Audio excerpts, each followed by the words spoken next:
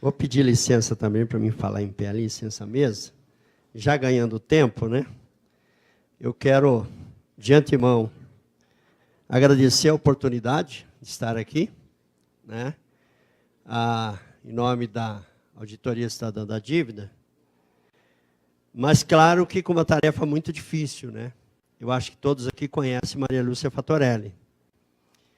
E ela é uma grande liderança, né? Apesar de ser uma liderança política de luta, mas ela é também uma profissional, né? Conhecedora profundamente da matéria.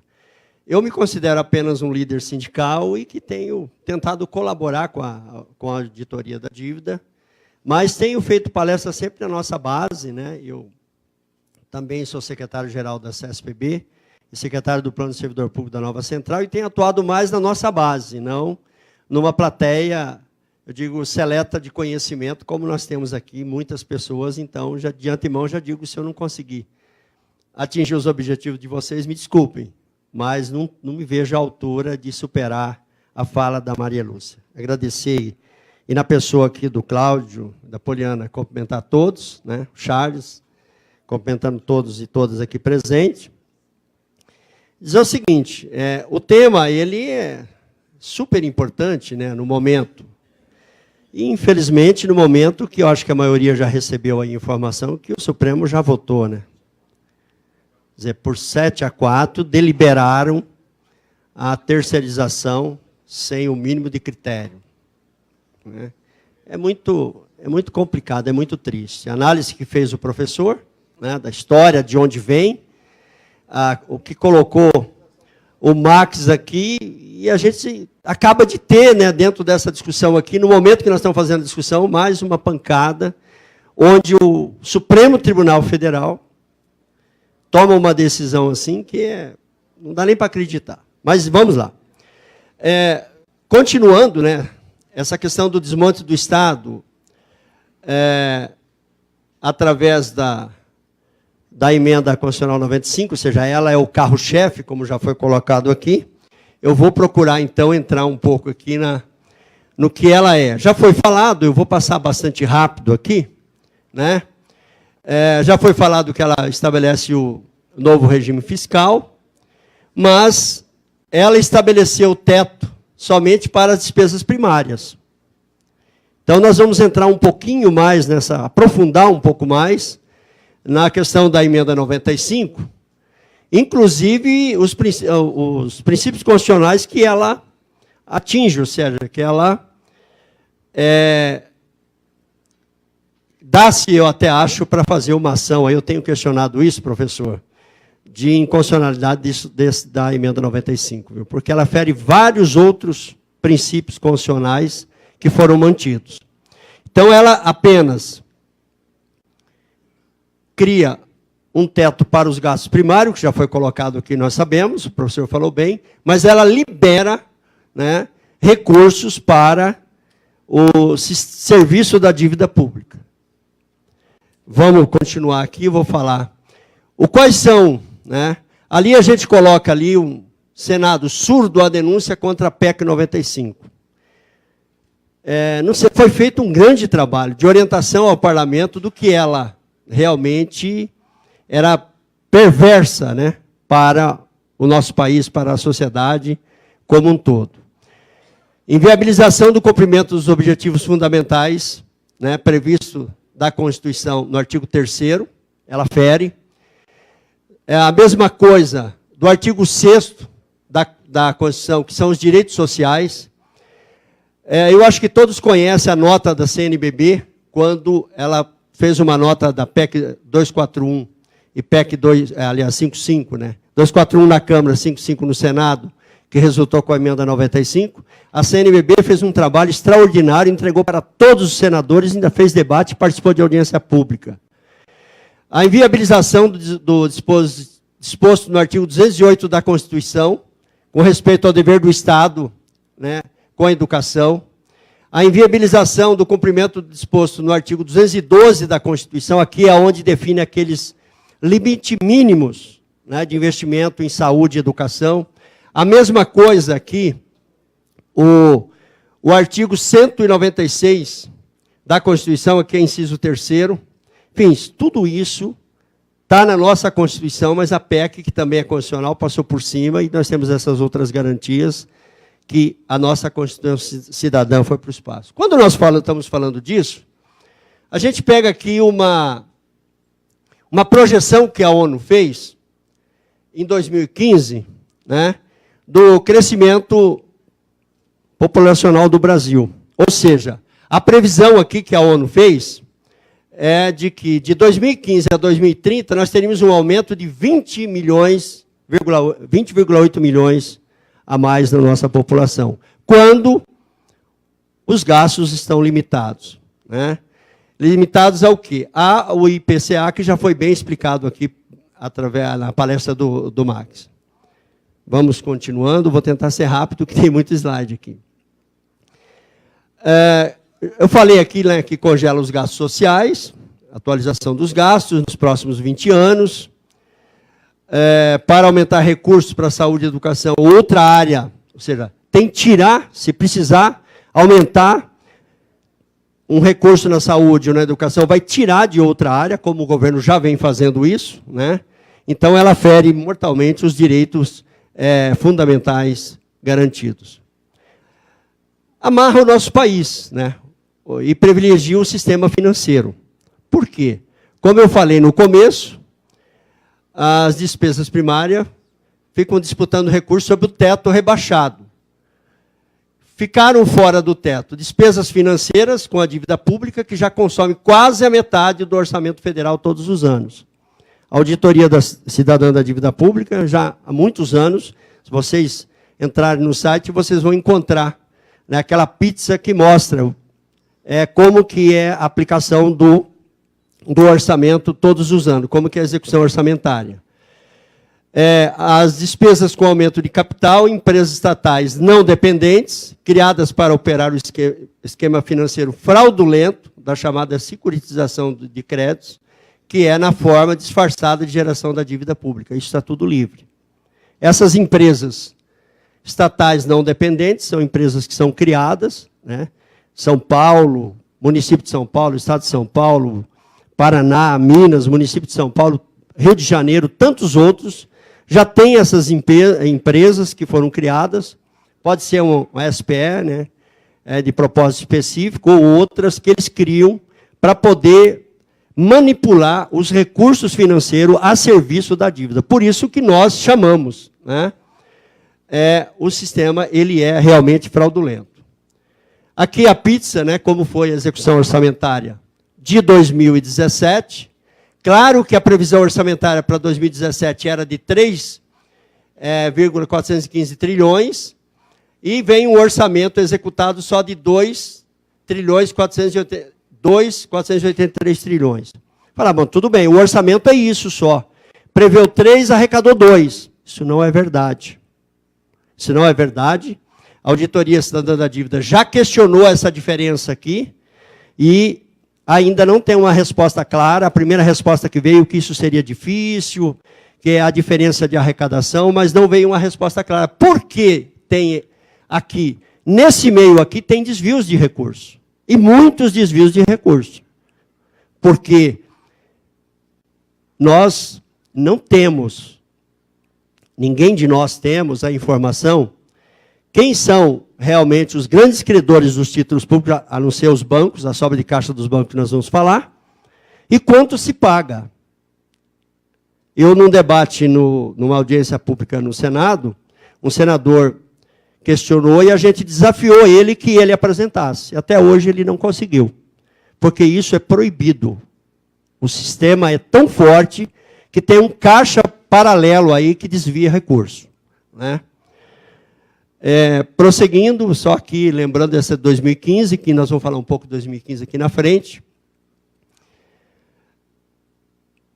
O que a evidência revelada pela Auditoria Cidadã da Dívida?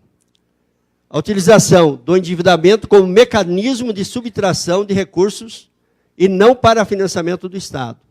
Se reproduz internacionalmente e internamente em âmbito dos estados e municípios, como eu já falei. Dívidas sem contrapartida, maior beneficiário só o setor público. instrumento de chantagem para a implementação das contras-reformas que já foram aqui explanadas pelos palestrantes anteriores. Prejudica principalmente quem mais necessita do serviço público, que sejam os mais pobres, os trabalhadores, a juventude e as mulheres.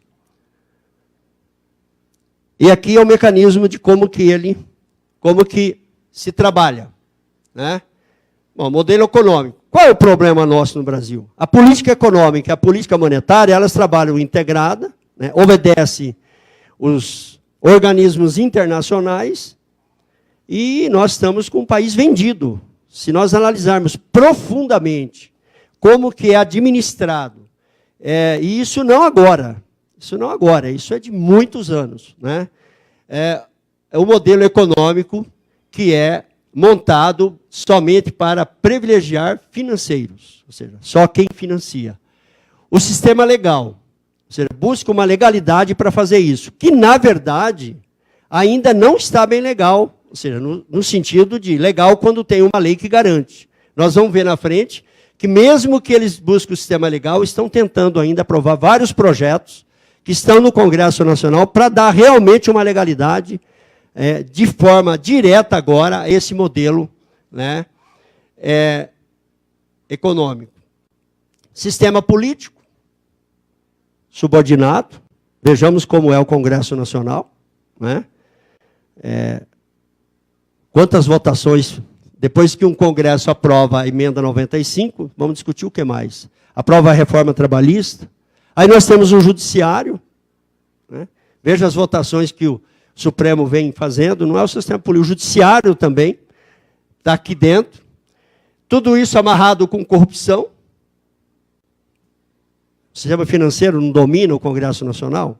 Que controle nós temos sobre isso? Domina inteiramente. A mídia que está aí se abastece, porque a mídia ela trabalha para quem? Para quem tem recurso. Vê se a mídia publica as coisas nossas. Quando a gente vai publicar algo de uma federação, de uma central, ou de um sindicato, é um absurdo de preço, até porque os recursos nossos são poucos mesmo. Mas o sistema, ele é rico, ele tem dinheiro sobrando para isso. Os organismos internacionais que definem, então, essa política. Dívida impede a vida digna e o atendimento aos direitos humanos. De onde vem toda essa dívida pública? Quanto tomamos emprestado e quanto já pagamos? O que realmente devemos? Quem contraiu tantos empréstimos? Onde foram aplicados os recursos? Quem se beneficiou desse endividamento? Qual a responsabilidade dos credores e organismos internacionais nesse processo? O entendimento que a auditoria da dívida, cidadã da dívida tem, é que tem que fazer uma auditoria mesmo. Porque se o sistema é fraudulento, e a gente tem debatido isso com muita gente, inclusive na auditoria cidadã da dívida, tem muitas entidades, muitas ONGs, CNBB, e nos debates, nas oficinas, chegou à conclusão que isso é necessário. Ainda que nós temos alguns órgãos, até mesmo alguns militantes que não concordam. Faz parte. Mas isso tem comprovação da necessidade que tem que ter auditoria, tanto que é previsto no artigo 26 do Ato das Disposições Transitórias da nossa Constituição. Principais fatores do crescimento da dívida, né? São as elevadíssimas taxas de juro, o alatocismo, que é a incidência contínua de juro sobre juro, a irregular contabilização de juro como se fosse amortização da dívida, burlando o artigo 167, inciso 3º da Constituição, a proibição para isso, os escândalos, as escandalosas operações de swap cambial, realizada pelo Banco Central em moeda nacional, garantindo o risco de variação do dólar de forma sigilosa, né? Para o cidadão, quem não tem conhecimento, o que é swap cambial? Um bicho-papão ou um nome bonito? O Brasil, o Banco Central, com esses sistema do swap cambial, é 90, 100, cento e tantos bilhões de reais por ano, que gasta só para garantir as operações de compra de dólar.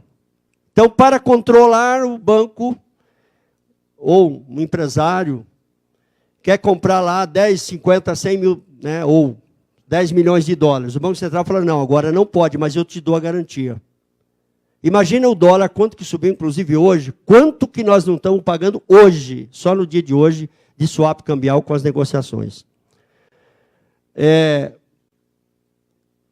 Emissão excessiva de título para formar colchão de liquidez. Emissão de títulos para comprar dólar e aplicar em reserva. Quer dizer, emite títulos públicos, porque tem que ter lastro, né?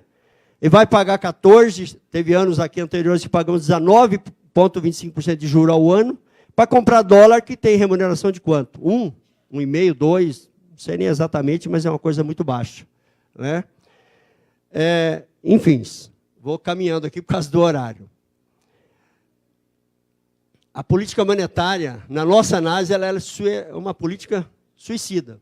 Sob a justificativa de controlar a inflação, o Banco Central pratica taxas de juros mais elevadas do mundo. Juros altos não servem para controlar o tipo de inflação que existe no Brasil. Seguindo a restrição da base monetária, operações compromissadas. O que são essas operações compromissadas? O Brasil, ele remunera para os bancos a reserva de caixa dos bancos. Os bancos, eles só têm a liberação da movimentação deles de 5%. O restante, o Banco Central controla isso e remunera diariamente. Nós estamos remunerando 1,23 trilhões de reais por dia, só para o banco ficar com esse dinheiro parado lá. Não é que o governo está investindo e fazendo qualquer outra coisa. Nós vamos ver na frente quanto custa isso, né? Aí o swap cambial. Swap cambial, ele é ilegal no Brasil. É tanto que o Tribunal de Contas já deu parecer em 2003, e continua essa luta até hoje, de que ele é ilegal. E tem artigo publicado, inclusive agora no dia 11/3/2018, aqui nessas telas aqui, tem esses links. Eu estou deixando isso salvo aqui. Depois, se a coordenação tiver os e-mails passar para o pessoal, todos esses links aqui, vocês vão lá, vocês pesquisam as matérias e pode acompanhar tudo isso que eu estou falando aqui. Olha aqui, 1,2 trilhões da dívida interna utilizado para remunerar a sobra de caixa dos bancos. Em 4 anos, nós pagamos 449 bilhões para os bancos. Na verdade, em 3 anos, 2014 e 2017. Para os bancos, só para reter a sobra de caixa do banco, para não colocar no mercado com essa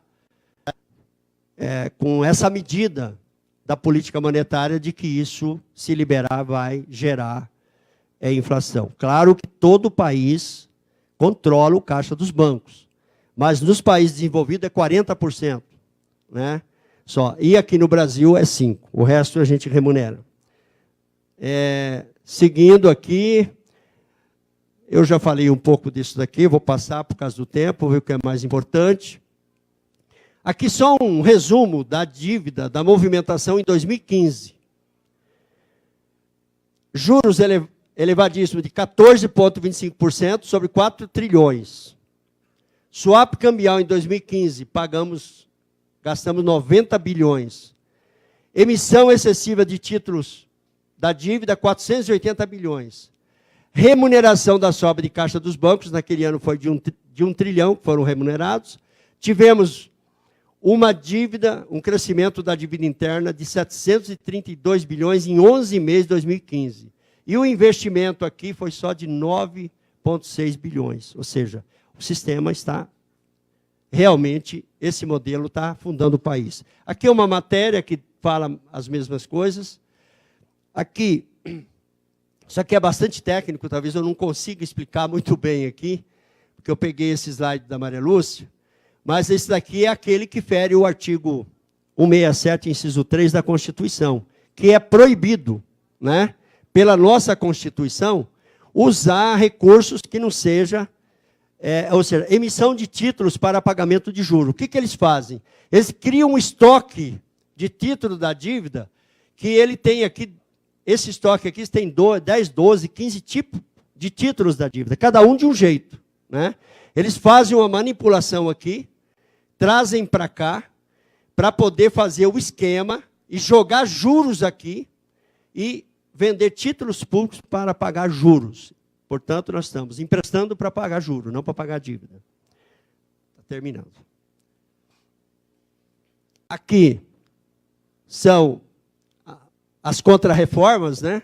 Aprovou a emenda 95, a emenda constitucional 93, né? Que aumentou a DRU de 20% para 30% e ainda criou a DREM, que é a desvinculação de recursos dos estados e dos municípios. Além de não terem lá, eles já receberam um presente, os governos estaduais e municipais, com a liberação de que 30% está no poder da caneta. E assim por diante, né? Quantos outros projetos? O projeto 159 de 2017, que aprovou as regras para a renegociação das dívidas dos estados. A 287, que está aí, né? A reforma da Previdência, estão falando ainda de aprovar neste ano. A Lei 13.146, que autoriza a produção de da nossa moeda no exterior. Até isso nós perdemos. E privatizações. E para o esquema financeiro fraudulento, criação de novas empresas estatais para a securitização de créditos, temos o PLP 459, 2017, o PLS, no Senado, 204, de 2016, o PL 3337, de 2015, na Câmara, e o PLP 181, 2015. Todos eles tramitando no Congresso Nacional para completar a legalização desse sistema fraudulento. Que vê como que os bancos ganham, não pouco, né? Quanto que cresceram depois que estabilizou a moeda aqui do real, e podemos ver, inclusive, no governo do PT, quanto cresceu aqui. Ó. Tivemos um aumento estrondoso, né, do lucro dos bancos, porque eles estão nadando de braçada aí, e nós não tivemos nenhum governo que enfrentou isso até agora. Já falei aqui, né, do esquema, do PLP 459, e esses daqui são os que realmente procuram legalizar de forma completa o que eu venho falando. Falta mais 2 ou 3 slides, vai ser bem rápido. O que ocorre? Uma coisa que... Por que a gente fala que é um esquema fraudulento e eles estão tentando legalizar isso? Quando nós olhamos aqui, ó, como que é feito isso? Como que é feito o desvio de recursos? Quando cria-se essas empresas